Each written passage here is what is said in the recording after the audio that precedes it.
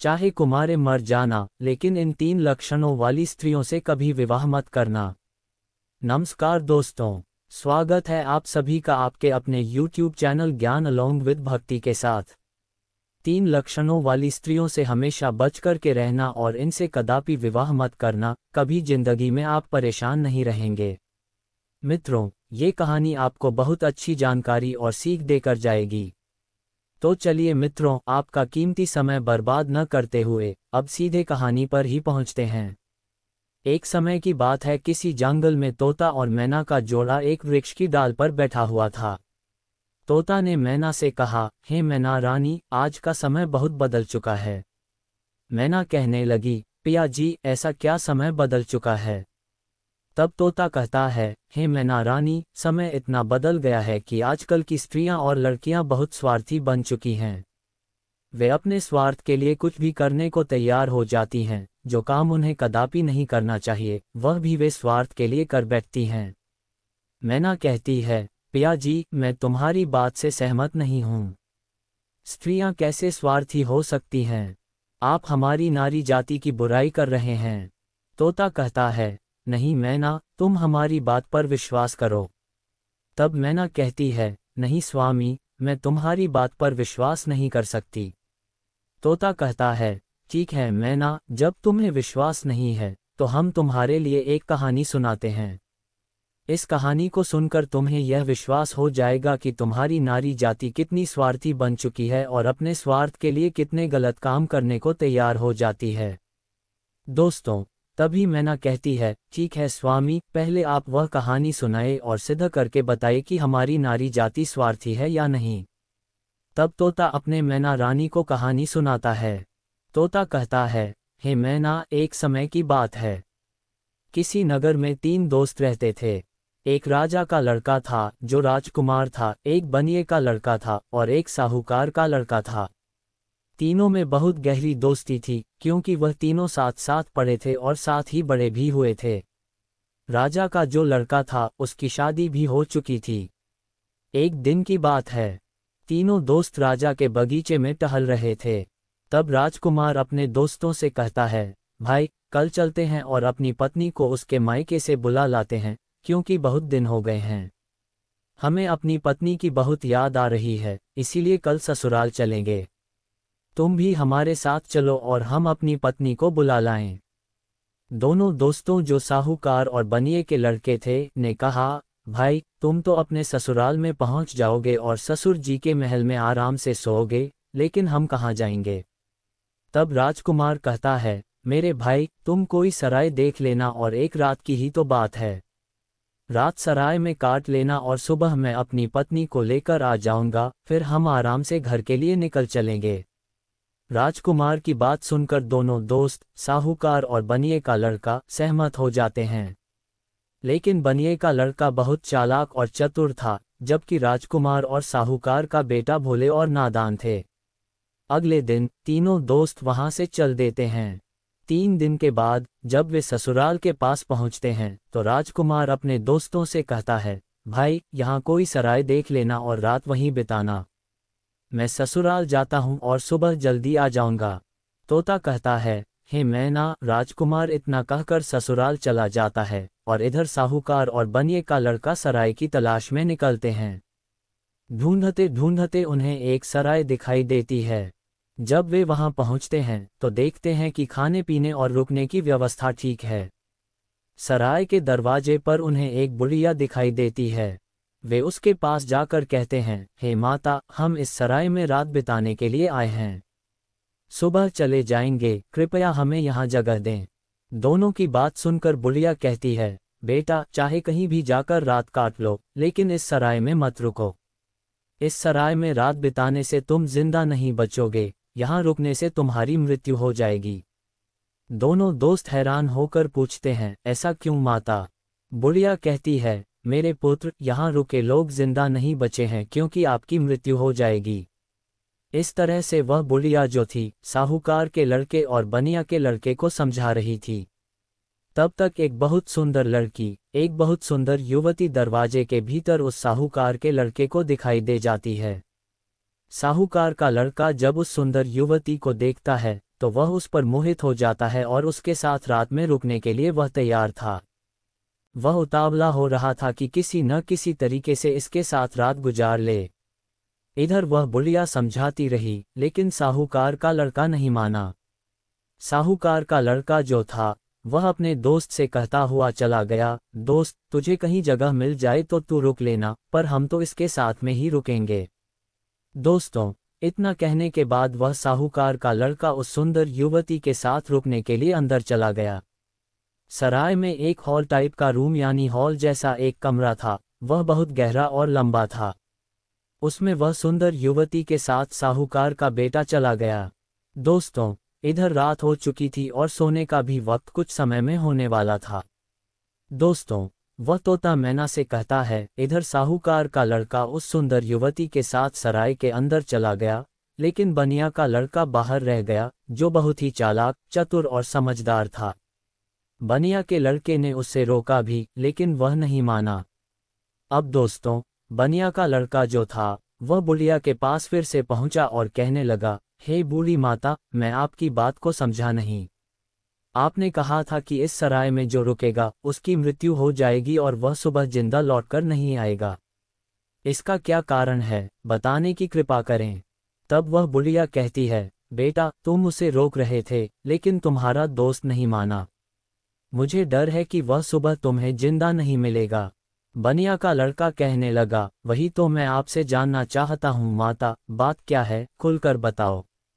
तब बुढ़िया ने कहा, बेटा, ये जो सुंदर युवती तुम्हारे दोस्त ने देखी, जिसके साथ वह अंदर चला गया, ये सुंदर युवती एक वेश्या है और नागिन है। ये रात में अपना रूप बदल लेती है और जिसके साथ यह रात में रुकती है, उसी को डस लेती है और उसे मार देती है। इसलिए मुझे डर है, क्योंकि जो भी गया, वह जिंदा लौटकर नहीं आया। तोता मैना से कहता है, बनिया का लड़का ये सुनकर घबरा गया और कहने लगा, हे बूढ़ी माता, हमें कोई रास्ता बताओ जिससे हम अपने दोस्त की जान बचा सकें। तो बुढ़िया कहती है कि, बेटा, मैं तुम्हें एक तलवार देती हूँ, और अगर तुम उस नागिन का वध कर सको, तभी तुम्हारा दोस्त बच पाएगा। बनिया का लड़का समझदार और चतुर था। वह तैयार हो गया और कहने लगा, माता, लाइए तलवार। मैं अपने दोस्त की जान जरूर बचाऊंगा, चाहे मेरी जान ही क्यों ना चली जाए। मित्रों, बुढ़िया बनिया के लड़के को तलवार देती है और वह चुपके से सराय के अंदर घुस जाता है, जहां उसका दोस्त, साहूकार का बेटा, उस वैश्य के साथ में लेटा हुआ था। वही पास में एक कोने में जाकर के बैठ जाता है और इंतजार करने लगता है कि कब ये नागिन का रूप धारण करे और हम इसे मारें। दोस्तों, आधी रात का समय होने वाला था और तभी वह सुंदर युवती, जो नागिन थी, अपना रूप बदलती है। जैसे ही वह साहूकार के लड़के को काटने वाली होती है, तो उसका दोस्त बनिया तलवार लिए तैयार बैठा ही था। एकदम से उसने तलवार चलाई और उस नागिन का वध कर दिया। वह सुंदर युवती मर गई। दोस्तों, इस तरीके से उसने अपने दोस्त की जान बचाई और उस मरी हुई नागिन को पलंग के नीचे छिपा दिया। तब तोता मैना से कहता है, वह बनिया का लड़का जो था, इतना काम करने के बाद अपने दोस्त की जान बचाने के बाद सराय से बाहर निकल आता है। जब वह बाहर निकला तो उसने देखा कि एक सुंदर स्त्री जंगल की तरफ जा रही है। उसने सोचा कि यह सुंदर स्त्री इतनी रात में जंगल में कहाँ जा रही है। हमें इसे देखना चाहिए और इसके पीछे पीछे जाना चाहिए। हमें ये जानकारी लेनी चाहिए कि यह कहाँ जा रही है। वह बनिया का लड़का, जिसके हाथ में तलवार थी और जिसने नागिन का वध किया था, उस सुंदर स्त्री के पीछे चल देता है। वह बनिया का लड़का सोचता जा रहा है, देखें, ये कहाँ जा रही है। वह स्त्री चलती चली गई और जंगल में एक साधु का आश्रम था। वह स्त्री साधु के आश्रम पर पहुंची और जाकर उसने साधु से मुलाकात की। वह सारा नज़ारा बनिया का लड़का दूर से देख रहा था। जब उसका जाने का समय हुआ तो साधु से मिलने के बाद वह सुंदर स्त्री हाथ जोड़कर कहने लगी, आज आपसे मेरी आखिरी मुलाकात है। साधु कहने लगा, वो क्यों? वह सुंदर स्त्री जवाब देती है, मेरे पति मुझे लेने के लिए आए हैं और अभी मेरे घर पर ठहरे हुए हैं। कल मैं अपने पति के साथ ससुराल चली जाऊंगी। आज के बाद मैं आपसे मिलने के लिए नहीं आ पाऊंगी। तब वह साधु कहने लगा, रोजाना तो हमारे पास आती थी, लेकिन अब हमें धोखा देकर जा रही हो और कह रही हो कि अपने पति के साथ जा रही हो। तब वह सुंदर स्त्री जवाब देती है, हाँ, मेरा पति मेरे घर पर ठहरा हुआ है और कल मैं ससुराल चली जाऊंगी। हमें माफ करना, अब मैं आज के बाद तुम्हारे पास मिलने नहीं आऊंगी। उस सुंदर स्त्री की बात को सुनकर साधु को गुस्सा आ जाता है और गुस्से में वह उसकी नाक काट देता है। जब उसकी नाक कट जाती है तो उसे पीड़ा होती है और वह पीड़ा सहन करते हुए चिल्लाती हुई अपने घर के लिए भाग खड़ी होती है। इधर वो बनिए का लड़का सारी बातें सुन रहा था और यह नज़ारा देख रहा था। उस बनिए के लड़के को बहुत गुस्सा आ गया और उसने गुस्से में साधु को मार दिया, उसकी हत्या कर दी और वहां से तुरंत चल दिया। आगे चलकर एक मंदिर था जिसमें जाकर वह छिपकर बैठ गया। अब वह सोचता है, हे प्रभु, इस दुनिया में हो क्या रहा है। इधर जो बनिए का लड़का मंदिर के अंदर बैठा हुआ था, वहां कुछ चोर आते हैं। चोर मंदिर के बाहर से हाथ जोड़कर कहते हैं, हे देवी माँ, हम चोरी करने जा रहे हैं। अगर यह चोरी आसानी से हो जाए और हम न पकड़े जाएं, तो कल हम राजा की लड़की को तुम्हारे पास लाएंगे और उसकी बलि चढ़ाएंगे। इतना कहने के बाद चोर चोरी करने चले जाते हैं। जो बनिए का लड़का अंदर बैठा था, उसने चोरों की बातें सुन लीं। उसके पैरों तले जमीन खिसक गई और वह कहता है, यह क्या हो रहा है। यहाँ भी एक हत्या होने वाली है। हे प्रभु, ये हो क्या रहा है।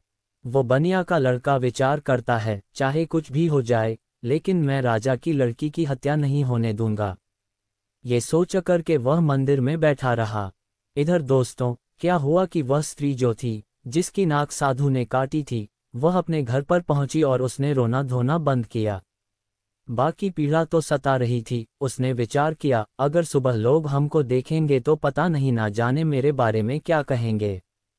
हमें शर्म से अपना सर नहीं झुकाना पड़ेगा। क्यों ना हम अपने पति को फंसा दें और यह कह दें कि हमारे पति ने मेरी नाक काट ली। तो वही हुआ। सवेरा होने वाला था और जैसे ही थोड़ा प्रकाश होने को था, तभी वह चिल्लाने लगी और कहने लगी, देखिए देखिए, हमारे पति ने हमारी नाक काट ली। दोस्तों, घर वाले जो थे वह एकदम से भाग कर आते हैं और उसके पति को बंदी बना लेते हैं। जो वह राजकुमार था, जो राजा का लड़का था, उसको पकड़ लेते हैं और पकड़ करके वहां से राजा के सामने पेश कर देते हैं। राजा वो सारा वृतांत जान करके उसको जेल में डाल देता है। तब तोता मैना से कहता है, हे मैना रानी, अब आगे सुनिए क्या हुआ। इधर पूरा दिन व्यतीत हो गया। उसका दोस्त जो बनिया था, उसने पूरा दिन इधर उधर बैठ करके काट लिया और जब रात हो गई तब उसी मंदिर में जाकर के छिप करके बैठ गया। क्योंकि उसे मालूम था कि यह चोर राजा की लड़की को पकड़ करके जरूर लाएंगे, उसकी हत्या जरूर करेंगे। लेकिन मैं उसकी हत्या नहीं होने दूंगा। जब रात हो गई तो मंदिर में जाकर के तलवार लेकर के छिपकर बैठ गया। और इधर आधी रात जब होती है, तभी वह चोर राजा की लड़की को पकड़ करके लाते हैं और मंदिर के बाहर बैठ जाते हैं। कुछ देर बैठ करके बातें करते हैं और कहते हैं, देवी माँ ने हमारी बातें सुन ली हैं, कितनी बढ़िया हमें चोरी करवा दी। पकड़े भी नहीं गए और बहुत मालदार भी बन जाएंगे क्योंकि हमने बहुत माल लूटा है। इस तरीके की बातें कुछ देर करते रहे। फिर उनमें से एक बोला, देख भाई, अब उस लड़की को जल्दी ले जा और देवी माँ के सामने उसका सिर काट देना और उसकी बलि चढ़ा देना। तो दोस्तों, उन चोरों में से एक चोर जो था, वह राजा की लड़की को पकड़ करके अंदर मंदिर में प्रवेश करता है और देवी माँ की जहाँ पर मूर्ति थी वहां पर ले जाता है। और उस लड़की का सिर काटने के लिए जैसे ही वह चोर जाता है, तो बनिया का लड़का तो वहां तैयार ही बैठा हुआ था। वह चोर राजा की लड़की का सिर नहीं काट पाया, उसकी बलि नहीं चढ़ा पाया, क्योंकि उससे पहले ही बनिया के लड़के ने उस चोर को मार दिया और चोर को मार करके उसकी लाश को एक बगल में रख दिया। इधर दोस्तों, उन चोरों में से एक चोर कहता है, देख भाई, वह हमारा एक साथी गया है, वह लौट करके नहीं आया है। अरे तू जा और देख करके आ कि उसने बलि चढ़ाई या नहीं। दोस्तों, ऐसे ही दूसरा चोर जो है जैसे ही मंदिर में प्रवेश करता है, तो वह बनिया का लड़का तैयार बैठा हुआ था, उसने उसको भी मार दिया। इसी तरीके से उस बनिया के लड़के ने जितने भी चोर थे, सारे चोरों को मार दिया और उस राजा की लड़की की रक्षा की। जब सारे चोरों को मार देता है, तब वह लड़की निर्भय हो जाती है और उसके बाद में वह बनिया का लड़का राजा की लड़की से कहता है, चलो हम तुम्हारे घर तक तुम्हें छोड़ देते हैं। राजा की लड़की घबराई हुई थी, उस बनिया के लड़के के साथ में चल देती है। और इधर राजा की जो लड़की थी वह बनिया के लड़के से प्रेम करने लगी और कहने लगी, हम तुमसे विवाह करना चाहते हैं। बातों ही बातों में वह लोग राजा के घर तक पहुंच गए और घर के दरवाजे पर जैसे ही पहुंचे तो बनिया का लड़का ने मना कर दिया, नहीं, मैंने तुम्हारी रक्षा की है, इसका मतलब यह नहीं है कि मैं तुमसे विवाह करूं। मैं ऐसा कदापि नहीं कर सकता। राजा की लड़की को गुस्सा आ गया और कहने लगी, अगर आप हमारे साथ शादी नहीं करेंगे तो मैं आपको जेल में डलवा दूंगी। बनिया का लड़का कहने लगा, जैसी आपकी मर्जी, लेकिन मैं शादी नहीं करूंगा। दोस्तों, तभी भी राजा की लड़की दरवाजे पर चिल्लाती है और कहती है, बचाओ, ये हमको पकड़ कर के ले जाना चाहता था और यह हमारी इज्जत लूटना चाहता था। दोस्तों, राजा की लड़की को चिल्लाते हुए सैनिकों ने देखा तो सैनिकों ने भाग करके उस बनिया के लड़के को पकड़ लिया और राजा के सामने पेश कर दिया और कहा, राजा साहब, ये तुम्हारी लड़की की इज्जत लूटना चाहता था। यह आपकी लड़की को पकड़ कर ले जाना चाहता था। वह तो आपकी लड़की चिल्लाने लगी, इसलिए मैंने बचा लिया। अगर वह नहीं चिल्ला पाती तो यह आपकी लड़की की इज्जत के साथ खिलवाड़ कर देता। दोस्तों, ये सुनने के बाद राजा को क्रोध आ गया और उसने पकड़कर उस बनिया के लड़के को जेल में डाल दिया, जहां उसके दोनों दोस्त भी मौजूद थे, जो साहूकार का लड़का था और राजा का लड़का था। वह दोस्त भी उससे मिल गए। साहूकार के लड़के को सराय वालों ने पकड़वा दिया, क्योंकि इसने एक वैश्य व सुंदर युवती का वध किया था, इसलिए वह भी वहां जेल में मौजूद था।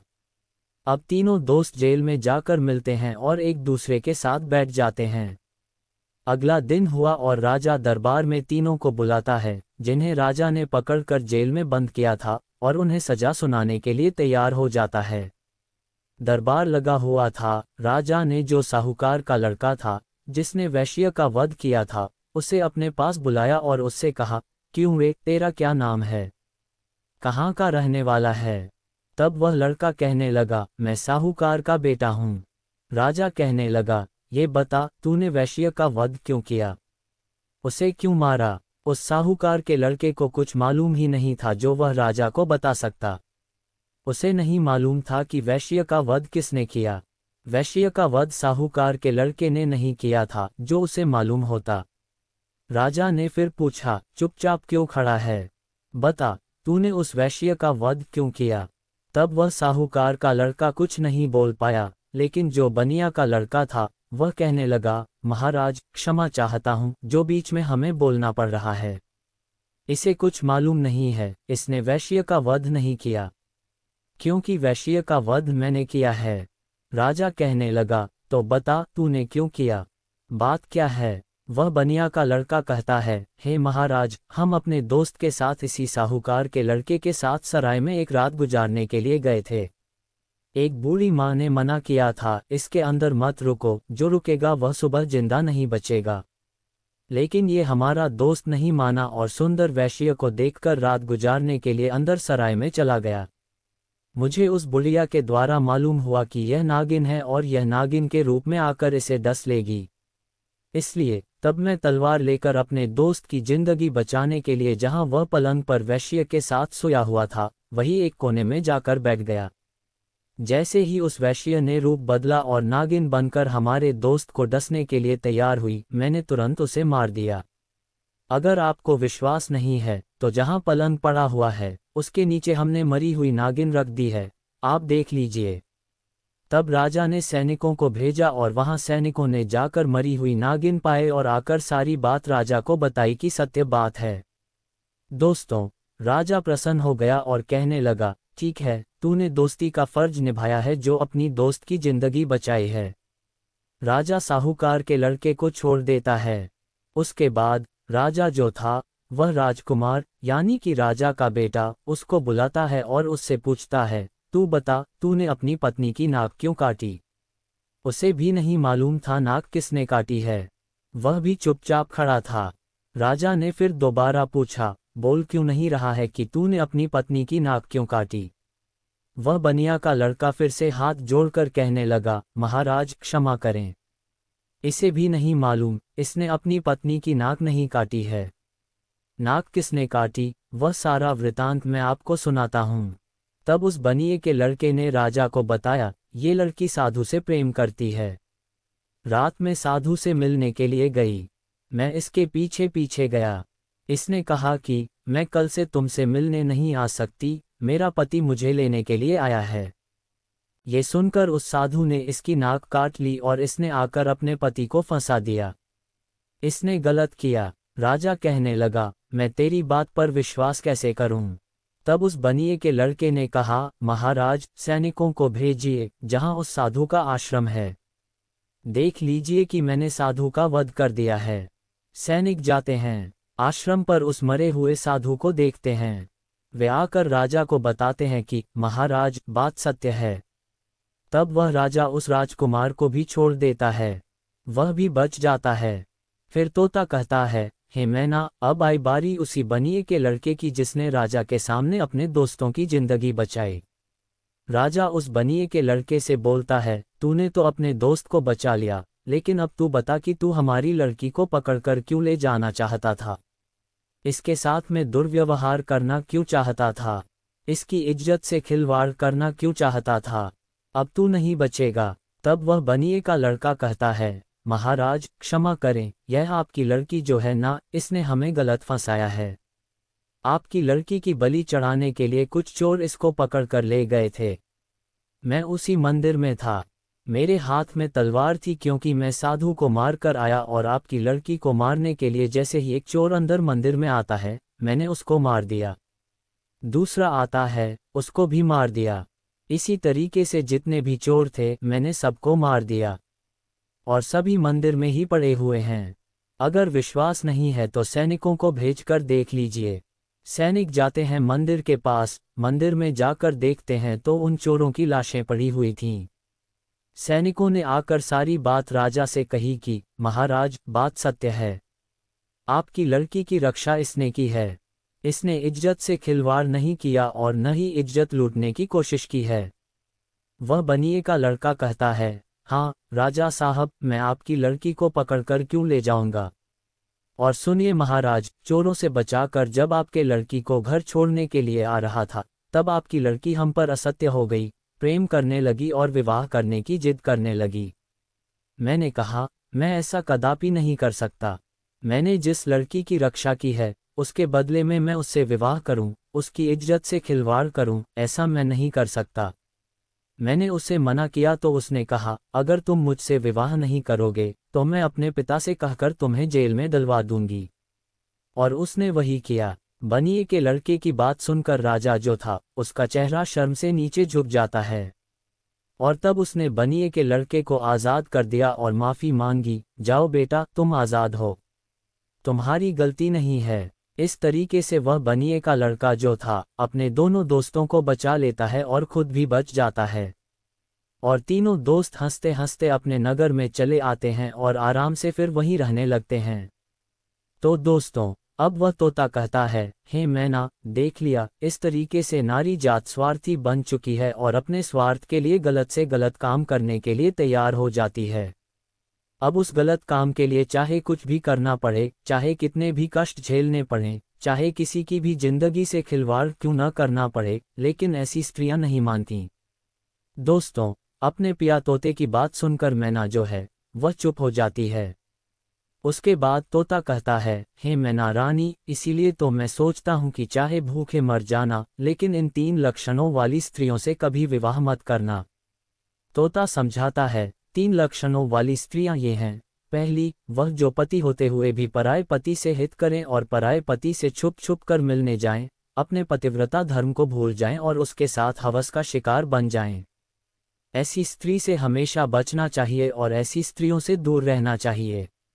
दूसरी स्त्री, जो एक स्त्री तो है लेकिन वेश्यावृत्ति की तरह जिंदगी गुजार रही है, नागिन की तरह रह रही है। अब उसे अपनी हवस की इच्छा पूर्ति के लिए चाहे अपने पति का ही कत्ल क्यों न करना पड़े, लेकिन वह कर बैठती है और नागिन की तरह अपने पति को डंस कर मार डालती है। ऐसी वेश्यावृत्ति के लक्षण वाली जो स्त्रियां हैं, उनसे दूर रहना चाहिए। उनसे कदापि विवाह करने की इच्छा नहीं रखनी चाहिए। तीसरी स्त्री वह है, अगर वह मरने के लिए जा रही हो और कोई उसकी जान बचा ले और ऐसे में वह मददगार को ही झूठा फंसा दे और उसी मददगार से विवाह की इच्छा करे, उसी से दुर्व्यवहार करने की इच्छा करे और फिर उसे झूठा फंसाकर मरवा डाले या जेल में बंद करवा दे या उसे सजा दिलवा दे। ऐसी स्त्रियों से भी हमेशा बचकर रहना चाहिए। इनका कोई भरोसा नहीं है कि किस वक्त तुम्हारी जिंदगी को ले बैठे। तो दोस्तों, मेरे कहने का तात्पर्य यह है कि यह कहानी हमें यही सिखाती है कि चाहे जीवन में कुंवारे मर जाना, लेकिन 3 लक्षणों वाली लड़कियों से हमेशा दूर रहना। कभी जिंदगी में फंसेगे नहीं और कभी जिंदगी में दुखी नहीं रहोगे। और तुम्हें कभी भी जिंदगी में रोना भी नहीं पड़ेगा और पछताना भी नहीं पड़ेगा। तो मित्रों, कैसी लगी आपको ये कहानी? अगर कहानी अच्छी लगी है, पसंद आई है, तो कमेंट बॉक्स में ज़रूर बताना। और हो सके तो अपने मित्रों को भी शेयर करना और हमारे चैनल को सब्सक्राइब अवश्य करना। मिलते हैं जल्द एक नई वीडियो के साथ। तब तक के लिए खुश रहे, स्वस्थ रहे और अपने माता पिता का ख्याल रखे। राधे राधे।